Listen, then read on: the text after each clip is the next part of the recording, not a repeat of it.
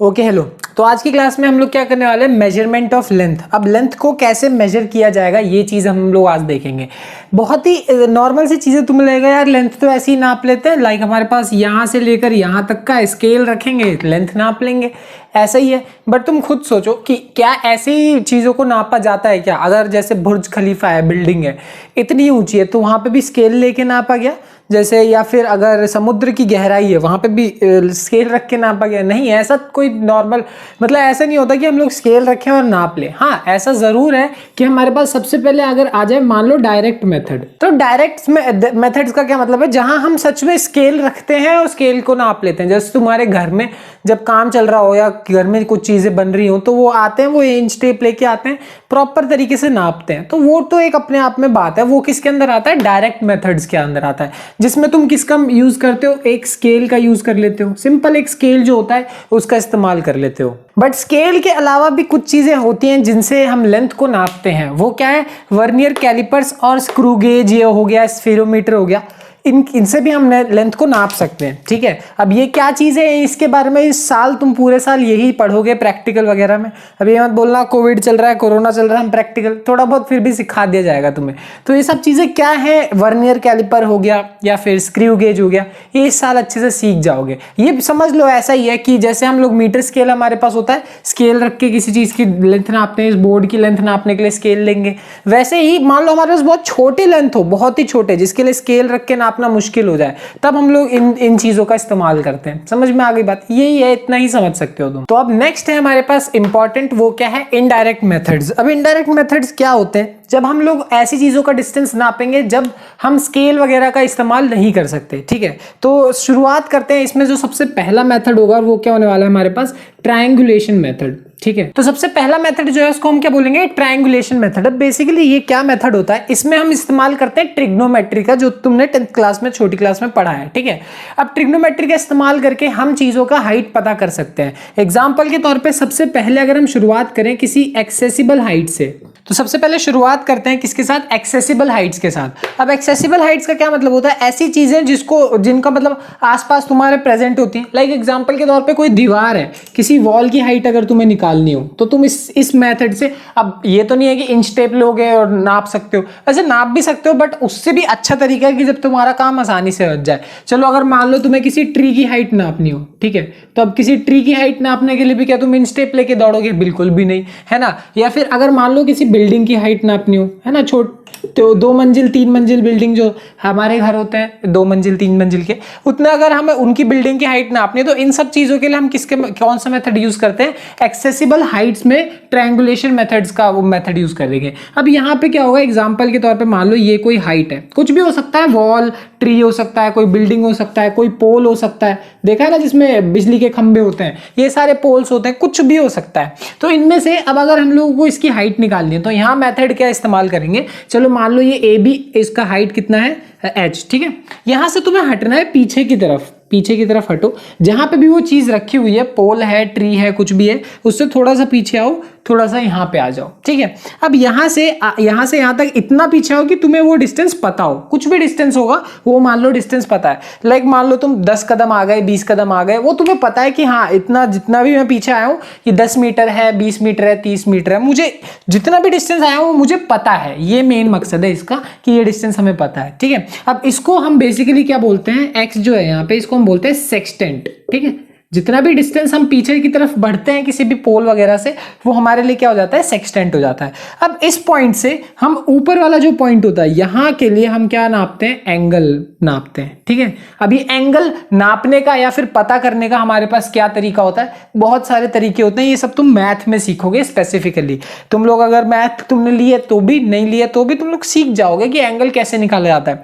वो तुम प्रोटेक्टर लेके तो नहीं निकाल सकते, बट और भी हमारे पास तरीके हैं, और ट्रिग्नोमेट्री वाला ही तरीका है कि अगर हमें ट्रिग्नोमेट्री पता है तो एंगल निकाले जा सकते हैं, ये कहने का मतलब है। तो ये जो एंगल होता है ना, नीचे से ऊपर की तरफ जो जा रहा है, ये जो थीटा होता है, इसको हम बोलते हैं एंगल ऑफ एलिवेशन। ठीक है, इसको बोला जाता है एंगल ऑफ एलिवेशन, ध्यान रखना। तो ये जो यहां से यहां तक का जो डिस्टेंस आया वो है सेक्सटेंट, और यहां से ये जो एंगल नापा गया इसको बोला जाता है एंगल ऑफ एलिवेशन। सिंपल सी बात है। अब इस ट्रायंगल में जरा ध्यान से देखो, अगर तुम ट्रिग्नोमेट्री थोड़ी बहुत भी तुम लोग को याद हो तो यहाँ पे तुम क्या लगा सकते हो? tan theta. अगर टेन थीटा लगाओगे तो टेन थीटा का फॉर्मूला क्या होता है, परपेंडिकुलर अपॉन में बेस। परपेंडिकुलर क्या है, ए बी है, और बेस क्या है, बी सी। सिंपल सी बात है। अगर टेन थीटा, अगर यहीं से अगर तुम देखो टेन थीटा की वैल्यू निकालोगे तो ए बी की जगह क्या रख सकते हैं, एच, और बी सी की जगह क्या रख सकते हैं, एक्स। समझ में आ गई बात। तो यहां से अगर तुम्हें हाइट निकालनी हो एच की, तो एच कितना हो जाएगा, एक्स टेन थीटा हो जाएगा। सिंपल सी बात है, बेसिक सी बात है कि नहीं। कि यानी अगर तुम्हें किसी तरीके से, अगर किसी भी ऐसी चीज की, पोल, वॉल, ट्री, बिल्डिंग, ऐसी किसी चीज की हाइट वगैरह अगर तुम्हें निकालनी है तो तुम ये फॉर्मूला यूज कर सकते हो, एक्स टेन थीटा, जहां पे एक्स क्या है, सेक्सटेंट है, मतलब उस चीज से तुम कितना पीछे हटे हो, तुम्हें पता है कि तुम कितना पीछे हटे हो, तो इसलिए वो डिस्टेंस तुम्हें पहले से पता होगा। दूसरी चीज क्या है, यहां पे टेन थीटा, थीटा मतलब एंगल ऑफ एलिवेशन, की यहां से ऊपर की तरफ जब देख रहे हो तो एंगल कितना बन रहा है, इसको बोलते हैं एंगल ऑफ एलिवेशन। दोनों चीजें पता होगी तुम्हारे पास, एक्सेसिबल हाइट्स के, मतलब ऐसी हाइट्स की जो चीज है, उनके जो हाइट है वो तुम्हें आराम से पता चल जाएगी। सिंपल और बेसिक सी चीज है ये।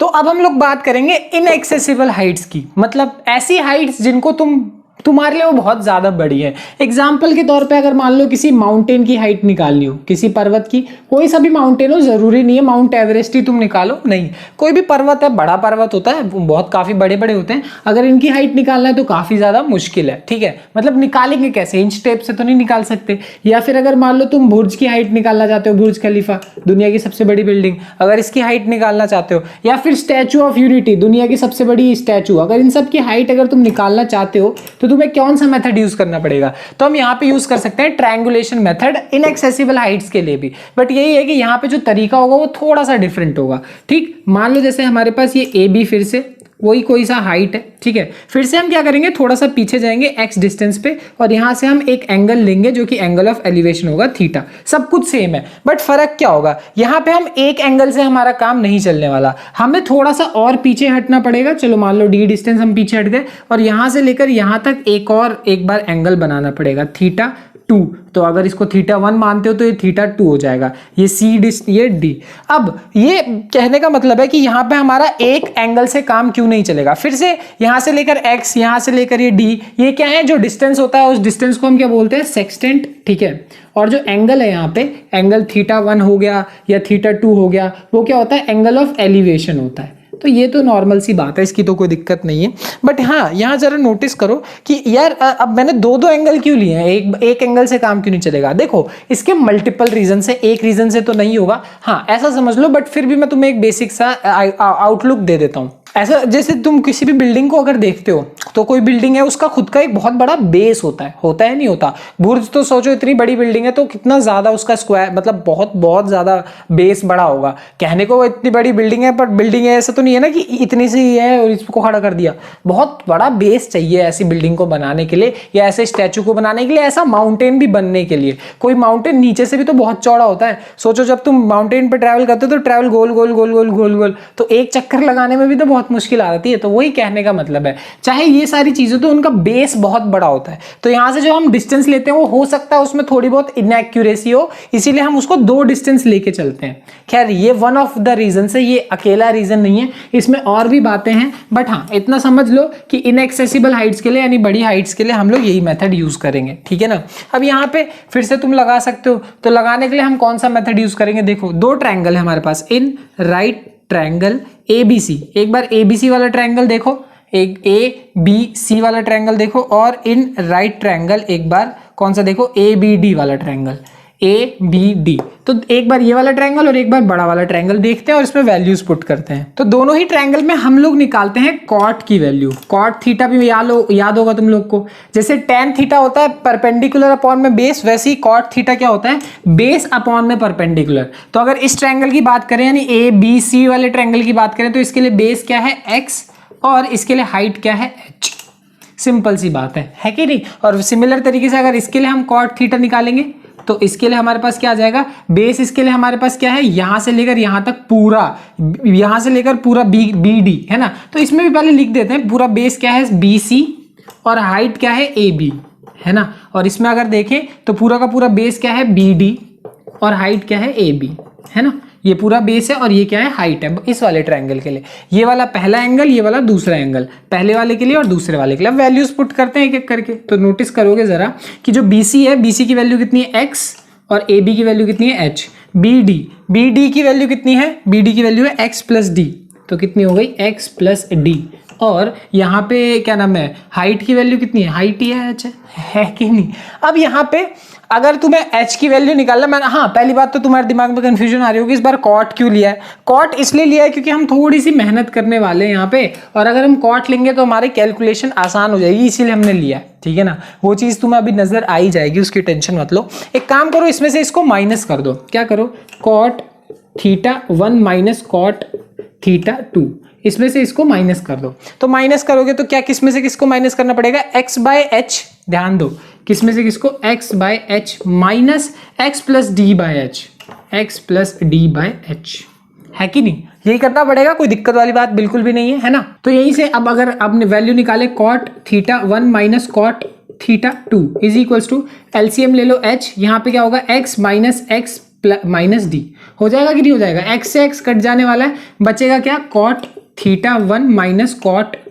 Theta 2 is equals to minus D by H. अब ये माइनस है तो माइनस प्रॉब्लम करेगा, इसलिए इसको फ्लिप कर देते हैं। तो क्या हो जाएगा, cot theta 2 minus cot theta 1, है ना, सिंपल सा। और मैंने कोई बहुत रॉकेट साइंस नहीं किया है, ये माइनस लग रहा था तो इसलिए मैंने क्या किया, थीटा 2 को इधर ले आया, थीटा 1 को इधर ले आया, उल्टा कर दिया, है कि नहीं। या फिर ऐसा भी कह सकते हो, ये वाला माइनस इधर ले गए तो माइनस उल्टा हो जाएगा, है कि नहीं। तो यहाँ से अगर हाइट की वैल्यू तुम देखोगे तो कितनी आ जाएगी, cot theta 2 minus cot theta 1, हाँ या ना, इतनी सी वैल्यू आ गई। देखो, तो अगर हमें किसी भी ऐसी हाइट की, वो अगर मतलब ऐसी बड़ी सी चीज की हाइट निकालनी है तो हम क्या निकाल सकते हैं, सबसे पहले d। हमें क्या पता होना चाहिए, d पता होना चाहिए। ध्यान दो, d क्या था, यहां से यहां तक डिस्टेंस लिया था, और जो दूसरा डिस्टेंस लिया था वो डिस्टेंस क्या था, d था, ठीक है। तो यहाँ पे x का रोल नहीं है कि तुम पहला डिस्टेंस कितना लेते हो, उसका रोल नहीं है। और इससे हमारा फायदा भी हो गया। क्यों फायदा हो गया, क्योंकि देखो हम पहले डिस्टेंस में जो ले रहे हैं ना, वो हमने कहां से लिया है। सोचो, इतना बड़ा पर्वत है, पर्वत का बीच वाला हिस्सा ये है, तुम यहां से डिस्टेंस ले रहे हो तो प्रॉब्लम हो सकती है। तो ये वाला जो डिस्टेंस है ये प्रॉब्लम करता, अब वो वाला फॉर्मूले में ही नहीं है तो वो प्रॉब्लम कर ही नहीं सकता। अगर समझ में आ गई हो तो अच्छी बात, नहीं भी आए तो कोई दिक्कत वाली बात नहीं है ना। खैर, d अपॉन में कॉट थीटा 2, यानी जो दूसरा वाला एंगल है वो थीटा 2 और जो पहला वाला एंगल है वो क्या है, थीटा 1। बस समझ में आ गई बात। ये सिंपल बेसिक सा है, एक को बहुत बड़ी रॉकेट साइंस नहीं है।